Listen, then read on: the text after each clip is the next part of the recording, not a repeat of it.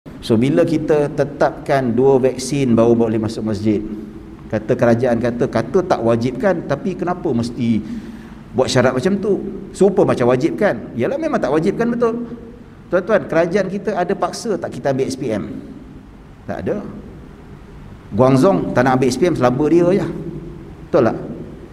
Kerajaan paksa tak kita ambil lesen kereta? Ada tak? Tak ada. Rakyat Malaysia mesti ada lesen kereta umur 17 tahun? Tak ada. Tapi nak bawa kereta kena ada lesen. Government tak pernah wajibkan rakyat Malaysia ambil SPM, tak ada. Tapi nak kerja government, nak kerja agensi kerajaan, kena ada SPM.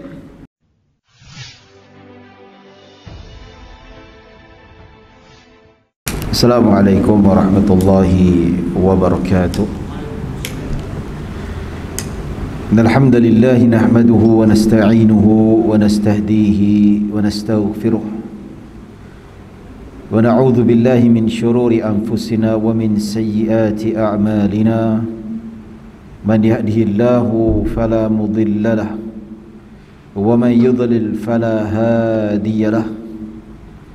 Asyhadu an la ilaha illallah wahdahu la syarika lah wa asyhadu anna sayyidana Muhammadan abduhu wa rasuluh. Tak clear?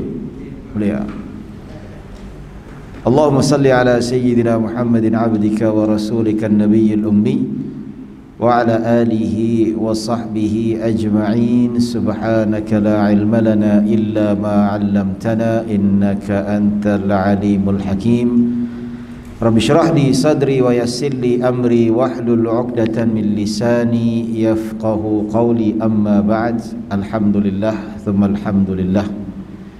Syukur pada Allah Subhanahu wa taala atas nikmat serta limpahan kurniaan daripada Allah, yang mana kita diberi kesihatan walaupun kita sudah masuk tahun kedua, hampir 2 tahun kita diuji dengan pandemik COVID-19. Lama ya. Kita pun dah nak isytihar endemik, pandemik kepada endemik ya, pandemik memang dialah sudah merata seluruh dunia dah, dan negara Eropah kebanyakannya memang dah endemik dah, tak ada SOP lagi dah. Contoh dekat Britain, dia boleh bersalam, tak pakai mask, tak wajib. Cuma kita ni sebab lain sikit lah.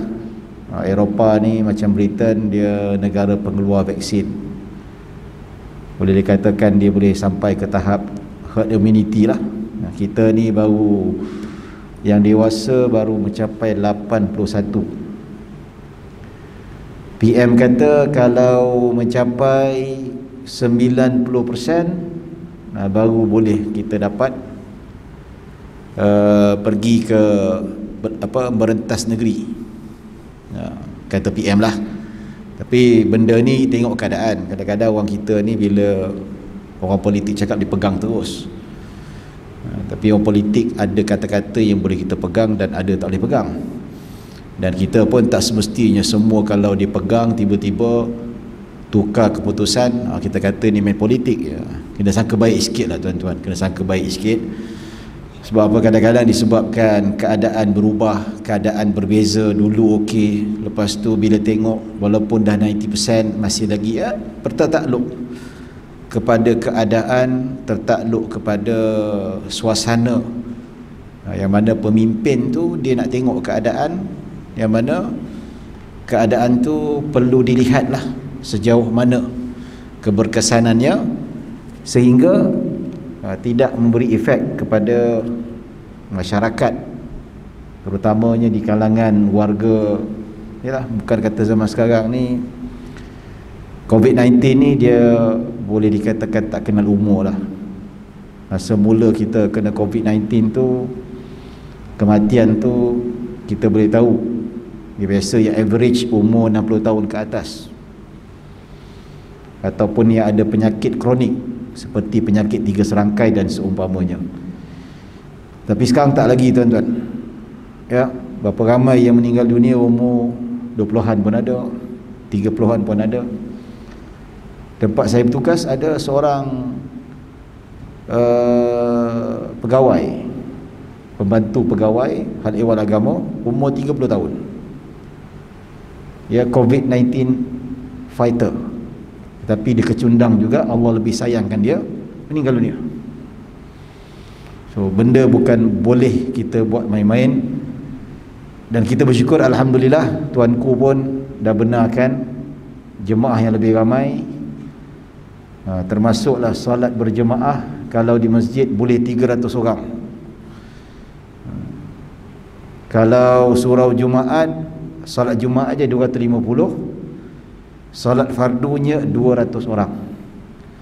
Kalau Jumaat 250 itu sikit, tapi bila tuanku membenarkan kapasiti untuk mengerjakan solat fardu 5 waktu selain daripada Jumaat sebanyak 200 ke 300, kita pun terkejut. Pasal apa terkejut? Dia tak bagi efek banyak, tuan-tuan, ya. Sebab apa? Bagi 300 sama juga, bagi 50 pun tak apa, tak ada masalah. Sebab macam tu je jemaah dia, betul tak? Saya biasalah masa lepas PKP 1 tu, sebelum kita PKP 2, kita ceritalah orang duk bising masjid tutup. Tapi hakikatnya yang tutup, dia bising pasal apa? Solat Jumaat je, itu je, ya. Yang bising, yang kecoh, ya, kecoh yang dekat Masjid Putra tu, VVIP kan, habis dikecam habis-habisan. Tapi padahal tu, kalau kita kata dari segi sudut menempah tempat, VVIP sebelum PKP pun ada dah, tuan-tuan. Masa tu fikirlah, ustaz-ustaz pun yang tak fikir panjang pun cerita juga, oh, tidak sepatutnya rumah Allah ni ada VVIP. Tak, kita bukan nak kata ada kasta, tidak. Kita tak ada kasta, sultan ke, agung ke, tak kira lah siapa, semua sama di sisi Allah Subhanahu Wa Taala. Dekat akhirat, dekat pada mahsyar, kita sama saja. Tetapi dekat dunia ni, tuan-tuan, kita kena tahu adat dunia ni ada, hukum adat tu tetap ada. Sebelum PKP ada tak VVIP? Ada, tuan-tuan. Nampak tak? Agung duduk kat saf pertama. Kenapa tak bising? Sedangkan saf pertama tu saf yang terbaik sekali. Nabi kata lelaki yang duduk belakang itu seburuk-buruk saf. Tapi agung, sultan, yang datang lambat dapat saf pertama. Tak ada orang bising pun. Dia bising tentang PKP tu, itu pun pengarah ataupun ketua pengarah jabatan mana lambat datang ni masuk. Sebab dia kena fikir, tuan-tuan. Sebab apa saya kerja kat Putrajaya? Saya bertugas kat Putrajaya semenjak awal tahun 2021. Kita tahu benda ni, ya. Dan prosedur menempah tempat, booking tempat ni, dia bukan pada masjid tu saja, dan banyak lagi masjid yang mana Jabatan Agama Islam Selangor, termasuk jugalah Jawi, dia memberi mandat. Dalam istilah, dia memberi otonomi, terserah kepada AJK nak tentukan jemaah dia, sama ada first come first serve ataupun sistem booking. Ada masjid yang suka sistem first come first serve, ada masjid yang sistem booking, tak nak pening kepala. Pasal apa? AJK tak ramai, contoh. So ada senang nak susun dan senang bagi nama, ya. Sama juga dekat Masjid Putra tu, dia bukan masalah VVIP, memang ada ditentukan VVIP, tapi maksud ada sistem booking dekat situ. Termasuklah VVIP yang booking. So kebetulan datang lambat, dia dapatlah tempat. Nampak tak? Oh, tapi kadang-kadang ni dikecam lah, sebab benda ni isu tempat terlalu terhad. Kita faham masa kejadian VVIP tu hanya dibenarkan 300 orang sahaja, sedangkan masjid besar. Tapi kita fahamlah, sesuatu kita nak ubah satu keputusan tu bukan hari ni besok, ya. Maksudnya katakanlah hari ni kapasiti 300, nak tukar kepada 500, tukar kepada 5,000 dan seumpamanya, ya. Kena ada prosedur, dia kena ikut. Sebab apa? Kat Malaysia ni semua black and white, betul tak? Tuanku kalau nak keluarkan arahan, okey masjid begini-begini, tidak. Dia kena tengok dulu MKN kata apa, KKM kata apa, dapat surat, ya. Lepas tu barulah keluar titah dan sebagainya. Itu biasalah, tuan-tuan. Zaman sekarang kalau tak ada hitam putih, kalau setiap arahan tidak ikut prosedur, tuan-tuan, orang main saman je sekarang, betul tak? Ya, jadi benda-benda macam ni sedih lah. Imam tu sahabat saya juga, ya, kawan kita juga pun kena kecam. Tapi silap dia ada jugalah, dia pergi komen pasal apa, dia buat video pun nampak cara dia komen tu garang juga. Jadi orang marah lah kan. Siap dia edit, ada netizen tu dia edit dekat apa, muka depan apa ni, majalah Mustika, tahu tak majalah Mustika ataupun Mastika. Kalau cerita majalah tak apa-apa, cerita pasal hantu lah, ya, kubur berasap lah, kubur berulat lah, dia edit macam mana dia buat tuan-tuan. Dia kata Imam Masjid Putra mayat berulat kerana menyediakan tempat VVIP dekat masjid. Allah, macam-macam lah orang kutuk. Netizen kita tak ada berhadap lah macam tu, ya. Lepas tu dia kata dalam Islam tidak ada sistem booking. Siapa kata tuan-tuan? Dalam kitab fiqh Imam Nawawi kata. Saya buka dalam kitab, kalau kita cerita kitab lah, ya. Ni orang kata dalam Islam tak ada sistem booking. Siapa kata tuan-tuan?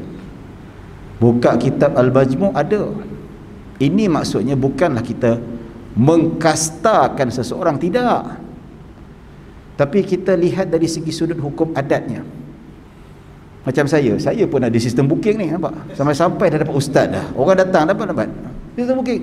Kenapa Haji Zainal tak dikecam? Itu sistem adat.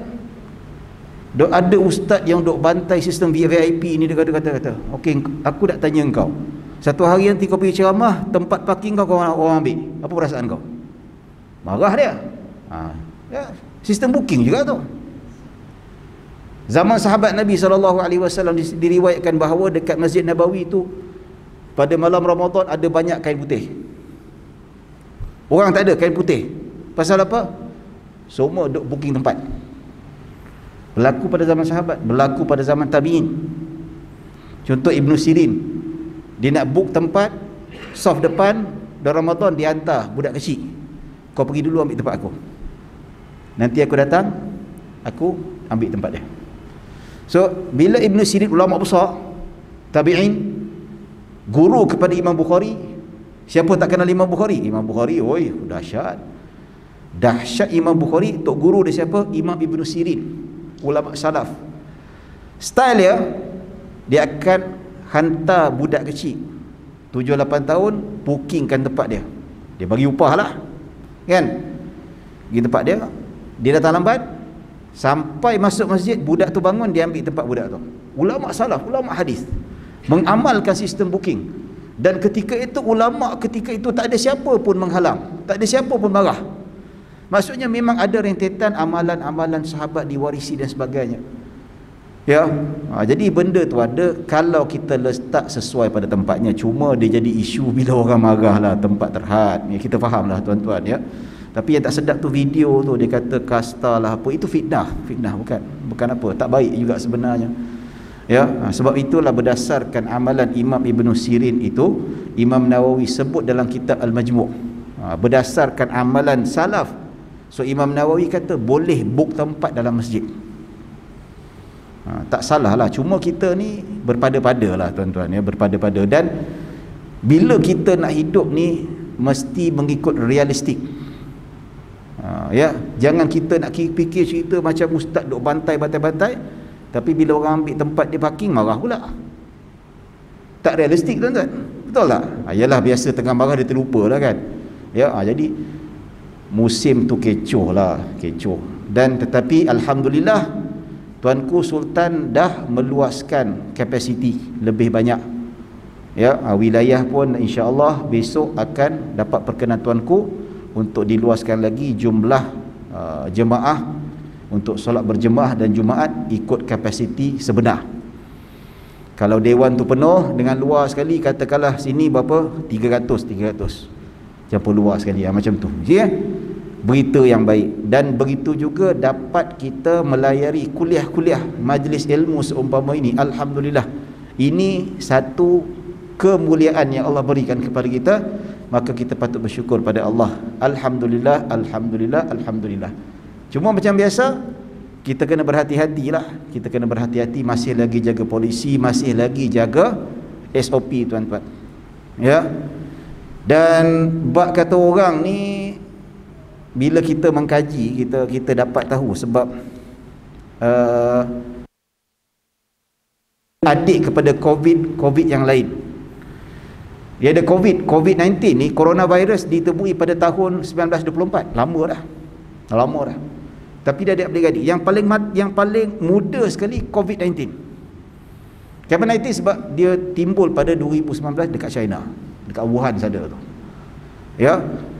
So COVID-19 ni masih lagi muda. So kajian demi kajian, kajian demi kajian yang dilakukan. Itu biasa tuan-tuan. So masih muda lagi, vaksin masih dalam kajian, itu biasa. Ya. Tetapi kita nak jadikan masih dalam kajian ataupun masih lagi kematangan untuk digunakan, tetap juga melalui step kajian klinikal. Maksudnya ketat jugalah tuan-tuan. Ya. Maksudnya kalau kita nak kata betul-betul matang vaksin tu kena tunggu 10 tahun. Takkan 10 tahun nak PKP tuan-tuan. Itu biasalah. Dan kita nak pastikan bahawa yang 10 tahun tu kalau kita, yalah, alhamdulillah walaupun vaksin yang ada ni tak sampai setahun ataupun setahun lebih dapat dihasilkan, namun alhamdulillah setakat ni tak adalah bab kata orang dia ni ada kesan efek yang besar sangat. Ya, cuma yang kita dengar tu dia kata macam AstraZeneca tu ada apa, darah beku.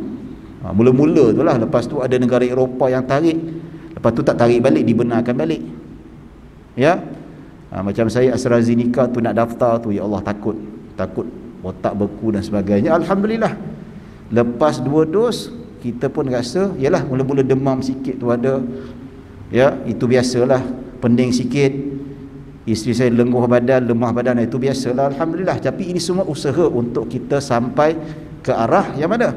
Kita nak sampai ke arah insya-Allah sampai ke herd immunity. Tuan-tuan ingat tak tahun 70-an dan 80-an? Ya. Orang kata bila lah ustaz nak ceramah ni.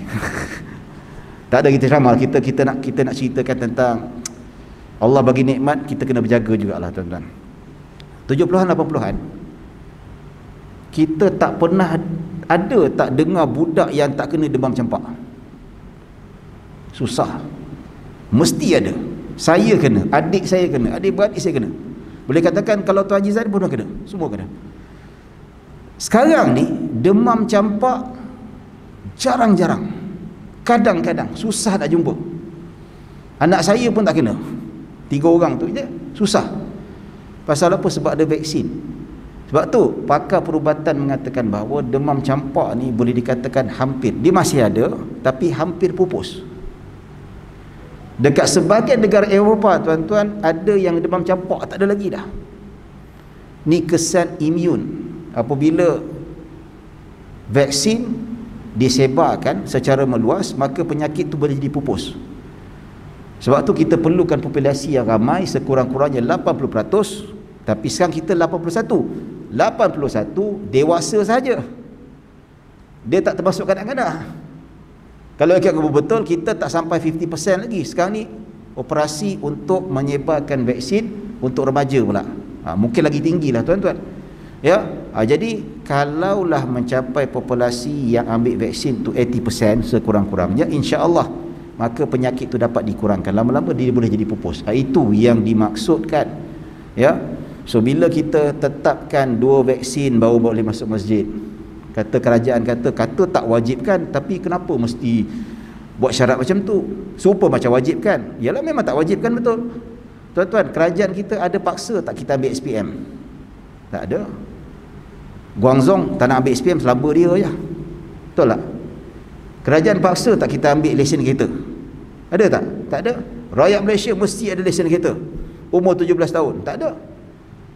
Tapi nak bawa kereta kena ada lesen. Government tak pernah wajibkan rakyat Malaysia ambil SPM, tak ada. Tapi nak kerja government, nak kerja agensi kerajaan, kena ada SPM. Macam itulah juga vaksin tuan-tuan. Ya, sebab penting vaksin ni. Kita nak tahu dari segi sudut immunity. Bila ramai, immunity berkelompok tu tercapai. Dan satu lagi, orang yang ada vaksin ni possibility nak bawa tu kurang. Dan orang yang tak vaksin ni possibility untuk menjangkit kepada orang lain lebih cerah. Ya. Bukan saja dia protektif, tapi dia mengurangkan risiko untuk dia tak kena COVID-19 dan mengurangkan risiko untuk dia membawa pada orang lain. Nampak? Jadi tuan-tuan dan puan-puan dirahmati Allah Subhanahu wa taala, itu yang dimaksudkan. Macam orang ambil vaksin, virus tu ada, kena, Tapi dia hidup dalam badan dan gejala tak kuat. Itu satu. Dan adanya vaksin itu, bila gejala tak kuat, dia punya virus tu tak berapa kuat, dan untuk menyebar pada orang lain rendah. Sebab itulah ada sebagai pemimpin, dia pilih, dia kata tentukan 2 vaksin baru boleh masuk dan sebagainya. Sebab itulah tak nak bagi efek pada orang lain.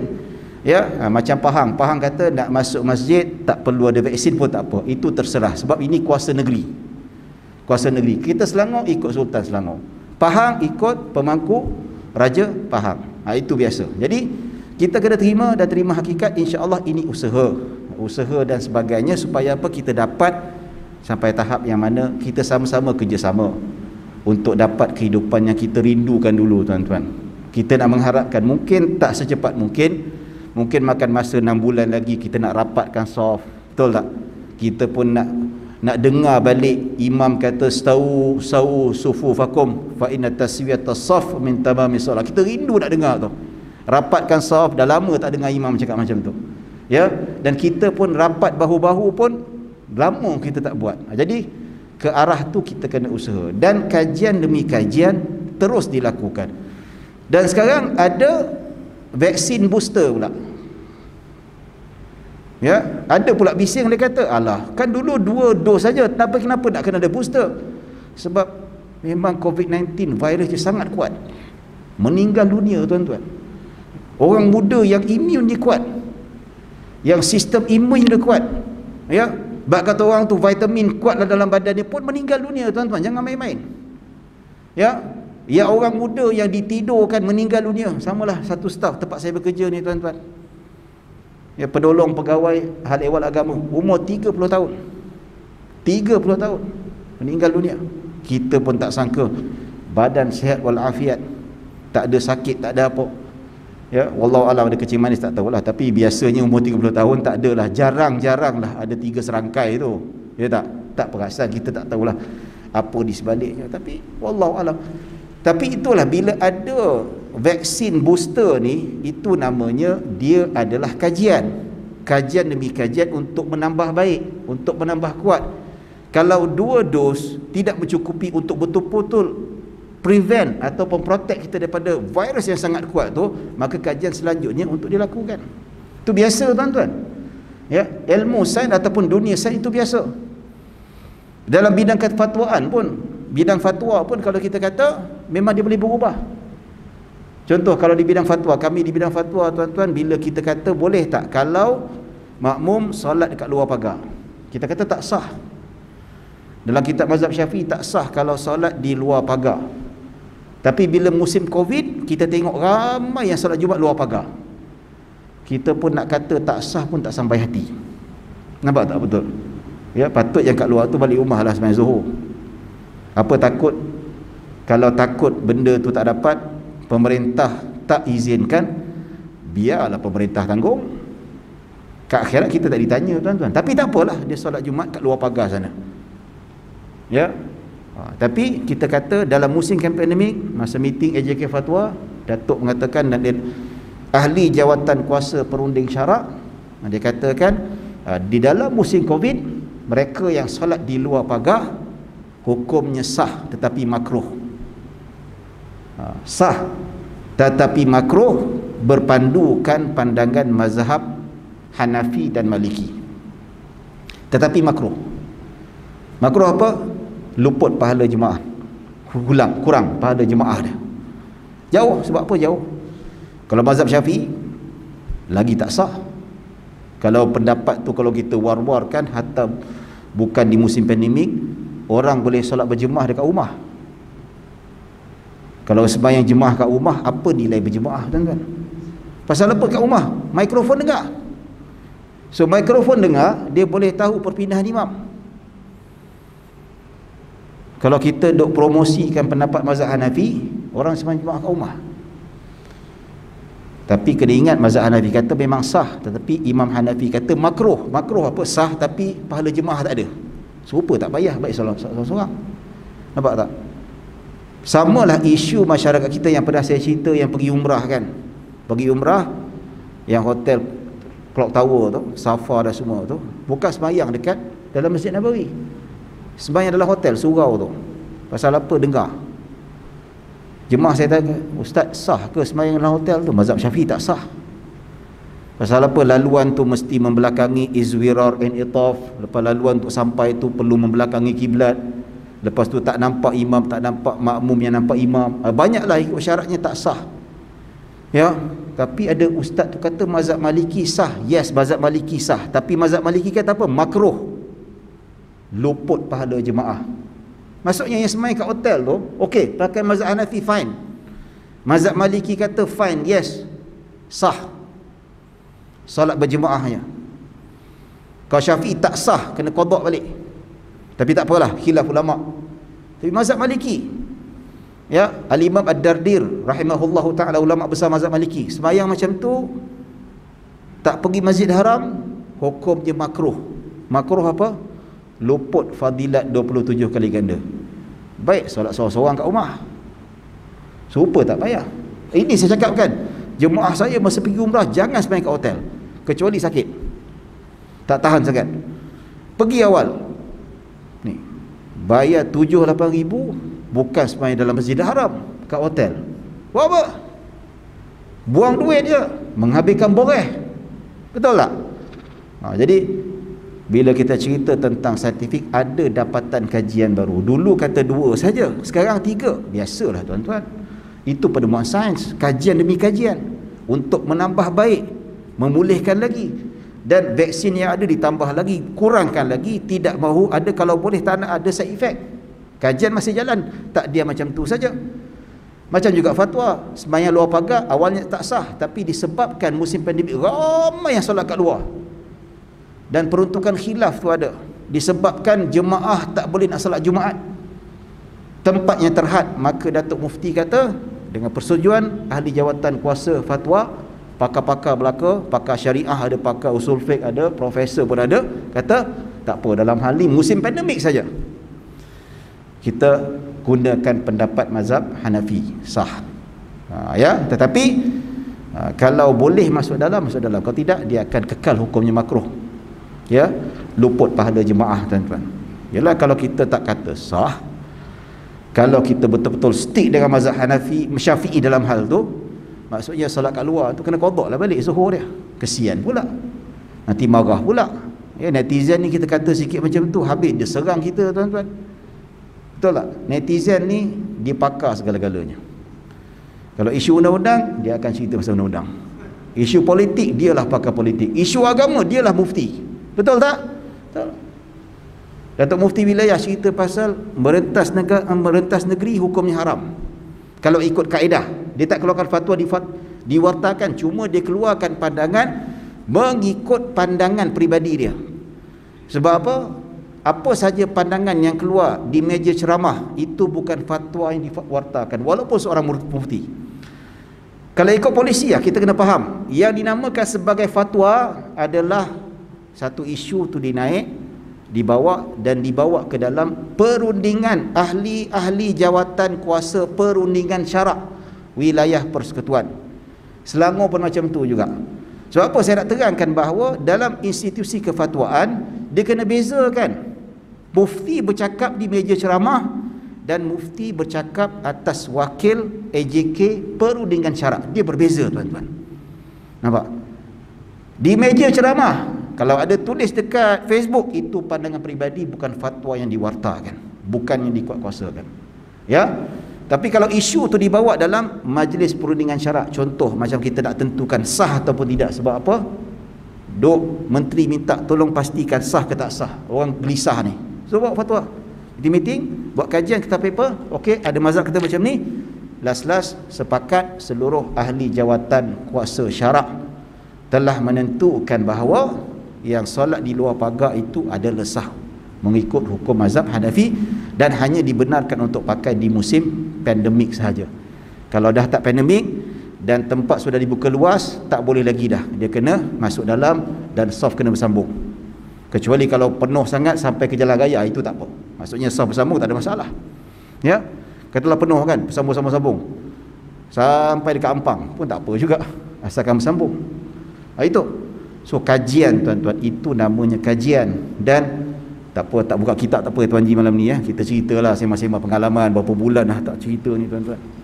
Ya, Datuk pun ada pun semangat juga saya dengar. Ya. So bila kita cerita tentang kajian ni tuan-tuan, 3 minggu lepas ataupun sebulan lepas, saya teman Datuk dengan Timbalan Mufti, dengan pengarah Jabatan Agama Islam Wilayah Persekutuan, tentang nak pantau, nak tengok tentang prosedur pengurusan jenazah yang baru. Dulu masa musim pandemik ni tuan-tuan, kajian tak menyeluruh, so KKM tak berani. So dia kata tak boleh mandi, tak boleh apa. Sebab apa? COVID-19 disamakan dengan Ebola, sangat mudah berjangkit, sangat mudah ketika itu. Masa itu kajian tidak mendalam. So masa tu lebih kurang dalam Malaysia baru diserang oleh COVID-19 2-3 bulan. So kajian saintifik nak ceritakan betul ke dia mudah tersebar ke apa. Jadi lebih kepada assumption dan lebih kepada tindakan berhati-hati. So KKM kata tak boleh mandi kan. So bila tak boleh mandi, KKM jumpa JAKIM. JAKIM sebagai penyelaras, dan JAKIM bawa ke majlis ahli jawatan kuasa fatwa kebangsaan, yang mana ahli jawatan kuasanya mufti-mufti. So panggil mufti secara online dan sebagainya, macam mana ni. KKM kata tak boleh mandi. So mufti semua sepakat kata bahawa jenazah COVID-19 atas urusan faqidut tahurain, iaitu tanpa tayamum dan tanpa mandi. Tanpa mandi, tanpa tayamum, ditanam macam tu saja. Sebab apa, dalam kitab fiqh pun disebut, mazhab Syafi'i, mazhab Hanafi semua sebut, kalau jenazah itu tak boleh dimandikan, tayamum. Kalau tayamum pun tak boleh, membahayakan nyawa dan sebagainya, maka ditanam tanpa mandi dan tanpa apa. Masa tu kajian tidak mendalam lagi, masih matang dan terlalu matang. Jadi bila kajian terbaru keluar, Malaysia sendiri buat kajian, dia kata bahawa boleh, tapi dengan syarat ketika mandi itu tak boleh sentuh. Bila sentuh ni tuan-tuan, dia boleh keluar udara airborne, itu lagi bahaya. Nampak? Dan kajian terbaru mengatakan bahawa penjarakan fizikal, kalau kita jaga betul-betul 1,5 meter, insya-Allah selamat. Dan kajian mengatakan bahawa kurang selamat walaupun penjarakan fizikal di mana dalam kawasan yang mana udaranya tidak bertukar. Macam ni tuan-tuan. Macam ni. Nampak? Pasal apa? Dalam kawasan yang angin tak bertukar, tutup pintu. Kenapa tutup pintu? Kalau buka pintu nanti tak pasang aircon, marah pula. Aku bagi dia rumah mahal-mahal, AJK kedekut aircon, marah pula. So bila kita tutup, kuman COVID-19 tu dia lebih hidup lama, lebih berjam-jam. Dan ada kajian orang yang bawa kereta buka tingkap dengan tutup tingkap. Yang buka tingkap, yang duduk satu kereta tidak dijangkiti COVID-19. Sebab apa? Angin keluar. Logik lah, logik. Ya. Jadi tuan-tuan, sebab itulah kita kata walaupun penjarakan fizikal sudah kita buat, tapi mask kena pakai juga. Ceramah pun saya pakai. Ini pun takut juga ni. Masalah apa? Sebab airborne. Dia sangat bahaya. Macam juga jenazah, salah tekan, keluar udara, dia cepat merebak, cepat terbang dan cepat mengena. Sebab itu bila buat kajian, maka KKM kata boleh. Macam mana dia kata, tapi kalau boleh jangan sentuh begini-begini. So meeting baru Majlis Fatwa Kebangsaan, dia buat satu resolusi, dia kata bila kajian terbaru sudah membuktikan boleh mandi, maka wajib mandi. Tapi KKM kata tak boleh sentuh. Okey, tak boleh sentuh. Ya, pakai mandi jenazah sekadar untuk memenuhi syarat dan rukun saja. Maksud dia apa? Tuan-tuan, kalau mandi junub macam mana?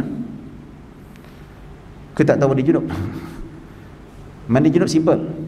Dia 2 rukun. Oh, dah azan. Kita azan dulu ya.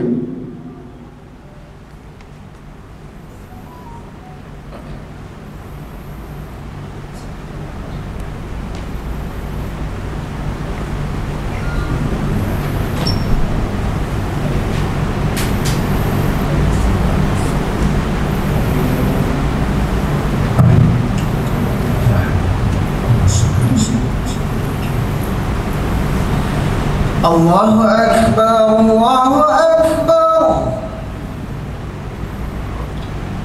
Allahu Akbar,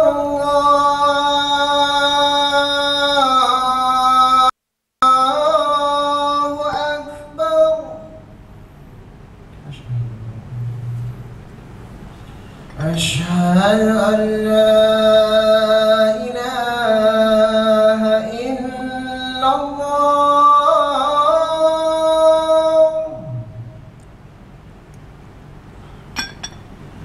أشهد أن لا إله إلا الله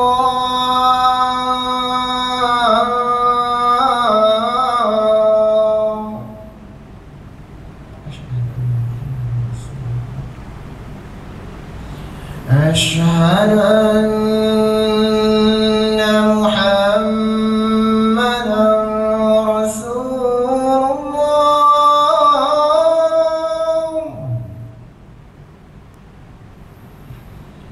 أشهد أن محمدا رسول الله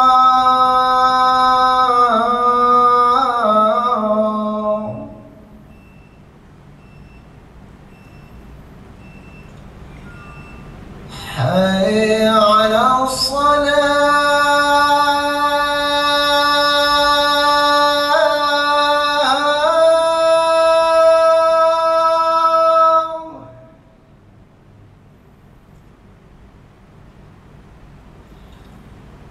حي على الصلاة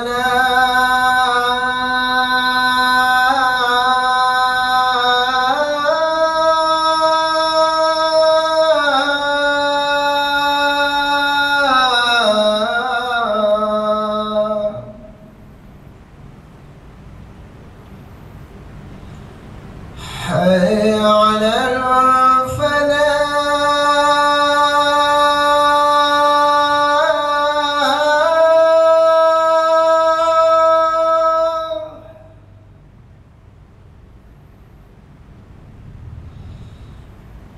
حي على الفلاح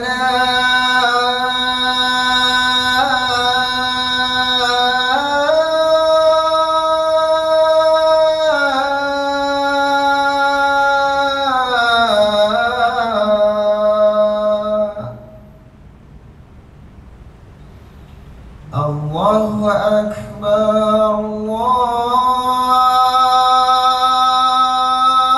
الله أكبر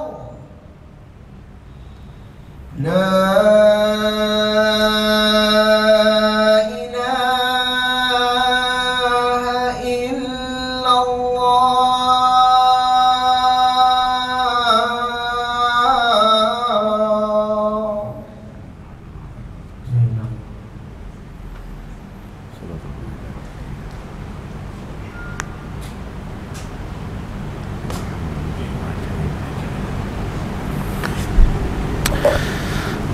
Baik,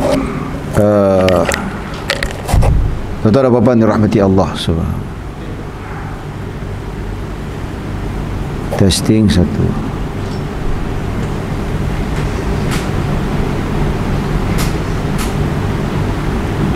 Percubaan, okey.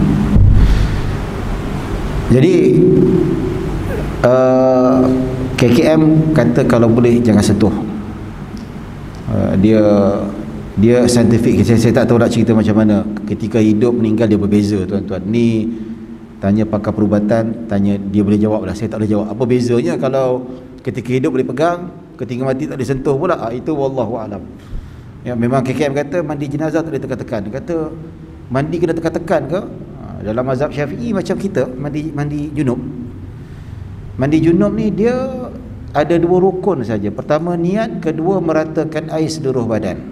The issue is meratakan air seluruh badan, wajib gosok ke? Wajib sentuh ke? Tak. Ya, Fazli nak mandi junub, dia pergi dekat sungai, dia terjun, nawaitu raf al hadasil akbar, boom, keluar, naik atas, settle, seluruh air satu badan kena. Dia tak gosok sikit pun. Sah tak? Sah. Cuma yang gosok tu sunat. Maksudnya kalau mandi jenazah simple ya. Mandi jenazah yang paling simple, kata kalau tak ada longsak, tak ada seorang pun boleh mandi jenazah. Ketandusan. Kita ke depan ratakan air dah. Kafan kan, settle. Tapi sistem yang mandi jenazah yang khusus satu hari suntuk tu, itu yang afdaliyah, itu yang sempurna kan, yang ikut sunnah Nabi, cara-cara dia gosok situ gosok sini. Pasal apa? Sebab Nabi memerintahkan supaya kita memuliakan jenazah seperti mana dia hidup. Jangan kasar-kasar. Tu Nabi kata kalau kasar dengan mayat seperti seolah-olah kita mengkasari jenazah itu ketika dia hidup. Sebab tu tak boleh kasar-kasar, slow, belai, basuh, bersihkan. Itu yang afdaliyah. Tapi kalau untuk memenuhi ruangan syarat dan rukun, dia tak perlu sentuh, siram air saja. Sebab itulah KKM kata, maka keluar fatwa kata prosedur pengurusan jenazah yang terbaru dikeluarkan, mandi sesempurna mungkin. Kalau tidak boleh, hanya sekadar melengkapi syarat dan rukun sah mandi jenazah. So siram saja. Ya, kalau siram pun tak boleh, kembali kepada tayamum, itu debu disapukan ke muka dan kedua tangan sampai ke siku. Jadi ini perubahan. Kenapa perubahan? Kenapa dulu tak boleh? Kajian tuan-tuan. Ya, fatwa dia tak boleh berdiri seorang. Dia mesti ada satu sokongan saintifik untuk kita pastikan benda tu boleh atau tidak. Ya, macam contoh plasma darah. Dekat Jepun teknologi plasma darah tu, binatang-binatang ternakan lembu diubah jadi protein. So nak masak makanan-makanan tu tak payah pakai telur ni mahal. So darah-darah yang lembu disembelih, ditakung, dikeluarkan plasma dan jadikan protein. Murah. Sangat murah. So macam mana kita nak keluarkan fatwa? JAKIM keluarkan bajet RM80,000, memberi kontrak, memberi grant kepada UKM, Fakulti Pengajian Islam, ya, dan Fakulti Sains student untuk buat kajian ni. RM80,000. Pergi China tengok kajian macam mana. Lepas tu dibentangkan dekat ahli jawatan kuasa perundingan syarat mufti wilayah persekutuan. Dia tengok kajian-kajian mengatakan bahawa tidak berlakunya proses istihalah walaupun darah tu ditukar pada plasma, tetapi apabila dikaji masuk dalam lab, kita boleh bezakan ini darah babi, ini darah lembu. Maksudnya tak berlaku istihalah seperti dinyatakan dalam mazhab Hanafi dan seumpamanya. Jadi tidak ada keperluan dan tidak berubah sifat zatnya, masih kekal dengan zatnya. Maksudnya darah tu tak berubah zat, kekal. Buktinya boleh kenal, boleh bezakan kalau masuk dalam lab. Dan kedua, tidak ada keperluan, tidak ada darurat. Maka Bagai wilayah persekutuan bersepakat bahawa memutuskan bahawa hukum plasma darah dalam makanan haram. So nak cerita tuan-tuan, fatwa ni tak boleh berdiri sendiri. Tengok macam tu terus kita hukum haram, tak boleh. Kena kajian. Ya. Lepas tu saintis nak kata haram tak boleh juga, dia kena ikut kaedah usul fiqh. Mufti lah tuan-tuan. Sama juga vaksin. Vaksin yang kita keluarkan keputusan halal setelah mengkaji. Sebelum fatwa keluar, Majlis Fatwa Kebangsaan semua mufti turun, orang KKM turun, pakar vaksin turun, duk jelaskan berjam-jam. Ingredient dia macam mana, itu macam mana. Bila kita puas hati, kita tanya betul ke ada pankreas babi, betul ke orang kata ada buah pinggang monyet dan sebagainya. Semua diterangkan. Bila kita puas hati, maka kita kata halal. Maksudnya mufti-mufti keluarkan tentang hukum halalnya vaksin bukan bersendirian, tanya pakar juga. Dan pakar pun nak kata benda tu halal, dia perlukan kaedah bagaimana istinbat hukum tu dikeluarkan, macam mana dibolehkan, macam mana ada institusi fatwa mengistinbat hukum. Maksudnya kerjasama. Maka keluarlah isu halal, tak ada masalah. Cuma kecoh dekat Indonesia lah MUI, isu AstraZeneca dengan Pfizer. Mula-mula keluar fatwa daripada NU kata haram. Selepas dikaji balik, panggil pakar-pakar, tarik balik, keluar halal. Sebab yang pertama tu tak masuk lab tuan-tuan. Tak tengok betul-betul. Kata ada pankreas babi. Pankreas babi tu bukan dia campur ambil, tidak. Dia ada kaedah housing untuk sel tu, sel ataupun DNA virus COVID-19 tu, dia ambil protein dia ataupun dia ambil DNA dia, dijadikan virus. So sel tu untuk menghidupkan protein ataupun DNA COVID-19 yang sudah mati virusnya tu, dia perlukan housing. Teknologi kita masih lagi ada unsur-unsur benda macam tu, tapi tidak dicampurkan. Bukan ambil babi masuk, tidak, kacau-kacau macam buat teh tarik, tidak. Dia kalau melibatkan benda yang haram dimakan, dia cuma untuk rumah saja. Rumah saja, dia tak campur. Itu jangan risaulah, sebab tu ada sedikit kekeliruan daripada pihak fatwa Nahdlatul Ulama. Kemudian keluar fatwa, mereka tarik balik halal selepas penerangan penjelasan secara detail daripada pakar-pakar sains, pakar-pakar vaksin, doktor dan sebagainya. Jadi insya-Allah tuan-tuan, ya, kita hormatlah yang tak nak ambil vaksin, tak apa, kita tak ada masalah lah. Kita tak adalah nak bermusuh ke, tak ada. Yang tak sedap tu ya anti vaksin, pro vaksin bergaduh, adik-beradik bergaduh, suami isteri bergaduh, jangan. Ya, yang tak nak ambil vaksin, terima hakikat, banyak tempat boleh masuk. Ya, serah. Macam ambil lesen kereta, saya terangkan tadi, Malaysia tak wajibkan ambil lesen kereta, tapi nak bawa kereta kena ada lesen. Kalau tak ada lesen, kalau polis saman jangan marah. Macam juga vaksin. Ya, dan kita yang pro vaksin, jangan kita duk provoke orang yang tak ambil vaksin, jangan. Kita jaga ukhuwah tuan-tuan. Ya, jangan sampai bergaduh, jangan sampai kita hilang persaudaraan. Kita serahkan kepada dia, hak dia tak nak ambil, terserah pada dia. Yang kita serah kepada Allah, supaya kita usaha untuk mencapai tahap yang mana Allah angkat kita daripada bala bencana yang kita tidak ingini. Ya, mungkin alhamdulillah tahap ni masih okey lagi. Ya, kadar dah semakin menurun. Hari ni 3,000 lebih, alhamdulillah. Kita minta semakin baik. Ya, teruskan istighfar, teruskan bersedekah, teruskan. Ya. Dan satu lagi, yang ada 2 dos, pergilah ke masjid. Betul, dia ada 2 dos, masjid tak datang, Jumaat je datang. Sini datang lah, alhamdulillah. Kempen kat kawan-kawan tu. Orang yang tak dapat vaksin teringin datang masjid. Engkau ada 2 dos, tak datang masjid, rugilah. Subuh datanglah, betul tak? Maghrib datanglah. Zuhur asar mungkin tak dapat kat pejabat, fine. Maghrib isyak, kalau dia penuh lah kan. Jadi rugi. Ada tempat kata lah, saya ni baru ambil AstraZeneca, nak dapat 2 dos tu lama. Pfizer seminggu dapat dah, Sinovac seminggu 2 minggu dah dapat dah. Pfizer sebulan lebih baru dapat. Ya, 2 bulan lah. Saya pun 2 bulan. 2 bulan. Ada orang tu dia karkun dah, dia ambil AstraZeneca 1 dos. Ustaz, saya tak boleh semayang lah Ustaz, tak boleh. Ya, AstraZeneca ni lama sangat. Dia kata pelik orang yang dah 2 tak nak pergi masjid. Saya ni nak pergi masjid tak boleh, tak cukup 2 dos. Kesian. So ya, ada 2 dos tu kempen kawan-kawan, marilah ke masjid, marilah ke masjid. Apa salahnya? Kelebihan dah ada, gunakanlah kelebihan ini untuk mendapat rahmat Allah Subhanahu wa taala. Ya, baik tuan-tuan dan puan-puan yang dirahmati Allah Subhanahu wa taala. Setakat itu saja dapat saya sampaikan. Mudah-mudahan kita mendapat rahmah dan maghfirah daripada Allah Subhanahu wa taala. Moga-moga kita mendapat keredaan Allah dan diangkat segala malapetaka yang tidak diingini. Jadi saya mohon maaf kalau ada salah silap, kalau ada kekurangan yang baik hanya daripada Allah Subhanahu wa taala.